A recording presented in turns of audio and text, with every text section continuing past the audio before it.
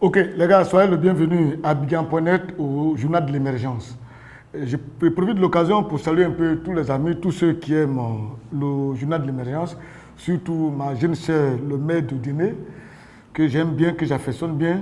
Et puis tout ce qu'on va dire, quand ça ne plaît pas à quelqu'un, il peut appeler le 00225 01 08 02 31. 00225 01 08 02 31. Et ça c'est clair. Pourquoi on en parle et qu'on en discute? Et parce que des gens appellent. Émergence, ça dit, durant toutes ces semaines, pendant 2 jours, des gens appellent. D'autres appellent de l'Angleterre, d'autres appellent la France, d'autres m'appellent à tout instant. Mais je tiens à vous dire quelque chose, je ne suis pas au cœur du système de Ouattara. Ouattara est le président de la République, il a son système dans lequel il travaille.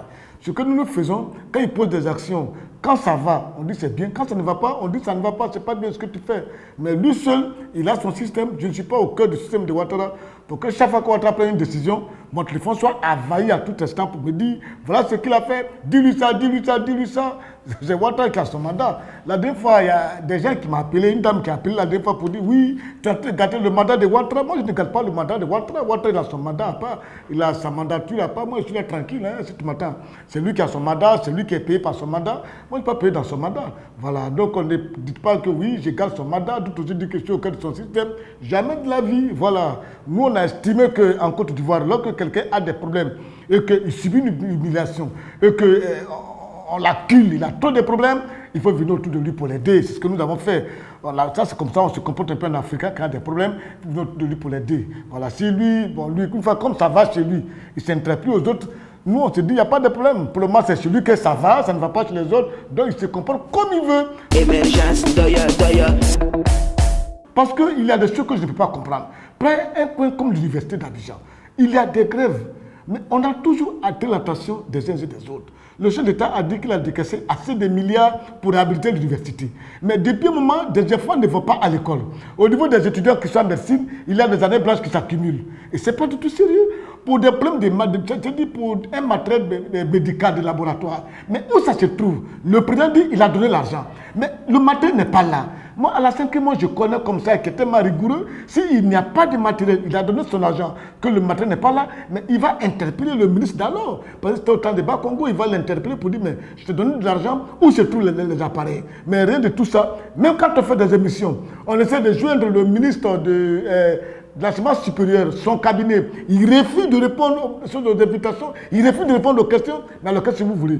Quand des gens appellent pour dire que ce que nous faisons, nous ne jetons pas, moi je ne jette pas vraiment un discrédit sur la gestion de l'Alassane Ouattara. C'est un monsieur que moi j'aime bien parce qu'il travaille très bien. Je l'ai connu un peu quand il était encore Premier ministre, donc je pensais que c'est cette manière de gérer avec une gestion rigoureuse qu'il avait venu faire encore sur lui donner le pouvoir comme président de la République. Mais malheureusement, je me suis trompé. C'est tout, donc je me suis trompé, je reconnais que je me suis trompé, mais souvent quand je passe parmi des gens, des amis à qui je parlais de Ouattara, quand il va venir, vous allez voir la rigueur, plus de détournement. Quand ils viennent comme ça et que je les vois de loin, je dévie. À cause de la honte, je dévie. Je ne dis rien. Je dévie. Et c'est ça. Ça, on l'assume. Quand tu poses un acte, il faut l'assumer. Et moi, je l'assume.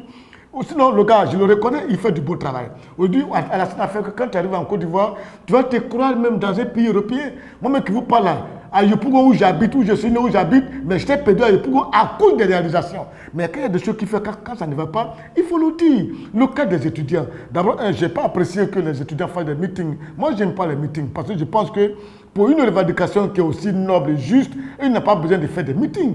Rencontrer la direction de l'université, rencontrer le ministre, que nous disent. Parce que voilà des gens, un gouvernement qui refuse de communiquer. Le ministre de l'enseignement supérieur ne communique jamais. On ne sait pas ce qui se passe. Donc je donne raison à nos enfants lorsqu'ils disent que les gars, ils mettent beaucoup leur avenir en retard. Et c'est vrai, les laboratoires ne sont pas équipés, les années blanches s'accumulent. Et maintenant, la dernière trouvaille, c'est dire qu'on va loger les athlètes à l'université, on va faire des guerpilles, tous les étudiants des chambres et qu'on va loger les athlètes. Bon, quand cela détienne, c'est vrai que ça ne se passe dans d'autres pays, mais je dis, au niveau des enfants qui ne vont pas à l'école, vous devez le regarder, vous devez le régler.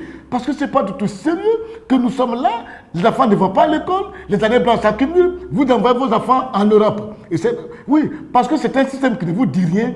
Le système éducatif ivoirien, ça ne vous dit rien parce que vous n'êtes pas fréquenté ici, vos enfants ne fréquentent pas ici. Donc ça ne vous dit absolument rien. Qu'on parte à l'école ou pas, ça ne vous dit rien. Les médecins, on ne les forme plus, ça ne vous dit rien. parce que vous ne vous soignez pas ici en Côte d'Ivoire. Mais lorsque, à Chefferie, des gens prennent les cacao pour aller au Ghana, vous criez, ouh, ouh, ouh. Mais vous vous levez ici pour aller vous faire soigner hors du pays. Moi, je pense que si on empêche les gens qui sont à Chefferie d'aller vendre les cacao au Ghana, on doit aussi empêcher tous les ministres, les députés, les hauts cadres, le président de la République, à aller se faire soigner en Europe. À l'aéroport, on doit les bloquer tous pour dire non, restez ici, on va tous se soigner ici. Ça veut dire quoi? Il y a des choses qu'il faut quand même régler. Émergence, doya. Regarde, monsieur le président, au niveau, par exemple, des bagages, au niveau de la douane, moi, je pense que, ça dit, chaque pays doit avoir sa politique de lutte contre le terrorisme. La France a sa politique. Les États-Unis ont leur politique. Mais la Côte d'Ivoire doit avoir sa politique. Je ne souhaiterais pas qu'au niveau de la Côte d'Ivoire, que ce soit la politique de la France que nous devons appliquer ici. Non, ce n'est pas ça. Parce que ce que vous avez dit ces derniers temps pour dire qu'au niveau de l'aéroport, on ne doit plus avoir 1 500 000 francs dans sa poche pour traverser l'aéroport. Ça, je sais que autant, c'est des procédures qui existent. C'est-à-dire, quelqu'un qui quitte la Côte d'Ivoire, qui va dans un autre pays, n'a pas le droit d'avoir plus d'1 700 000 francs sur lui dans sa poche. Il doit déclarer ça à la douane ou le mettre ça sur un travel check. C'est quoi que ça se passe, quoi. Mais pour quelqu'un qui rentre, non, moi je ne peux pas concevoir que quelqu'un qui rentre en Côte d'Ivoire, il est parti hors du pays, il vient avec de l'argent, et puis tu doutes de son argent, tu prends la mise en poche. Mais parce que quand il va peut-être déclarer ça peut-être dans un pays européen, il veut lui prendre assez d'impôts. Ou peut-être il n'a pas assez d'argent. Et donc, s'il rentre avec ça, il n'a pas de problème. C'est quand il va sortir qu'il y a problème avec cet argent. Mais sinon, je dis à dire aux autres que ça, c'est des mesures, moi. Si c'est de l'argent qui sort de la Côte d'Ivoire et qu'on demande de déclarer cela, je suis d'accord. De mettre ça sur une carte bancaire, je suis d'accord. Mais quelqu'un qui rentre en Côte d'Ivoire avec son argent, s'il veut avoir ça dans sa poche ou pas, moi, c'est son problème. L'essentiel, que moi, je gagne de l'argent dans mon pays, c'est l'essentiel, ça. Et puis, au niveau des bagages, mais le chef d'État, moi, je ne comprends pas. Vous avez dit désormais, il faut que les bagages des gens qui au niveau de l'aéroport, les bagages que nous avons ne doivent pas dépasser, la valeur ne doit pas dépasser 150 000 francs. Mais, monsieur le Président, toi-même, les costumes que tu portes là, ça fait plus de 2 millions, 5 millions, 10 millions que tu portes. C'est nous là, comme ça là, tu ne veux pas que nos bagages dépassent 150 000 francs. Ça veut dire que tu veux être toi seul qui est bien habillé et puis nous on est mal habillés, c'est ça? C'est ça. Émergence, doya.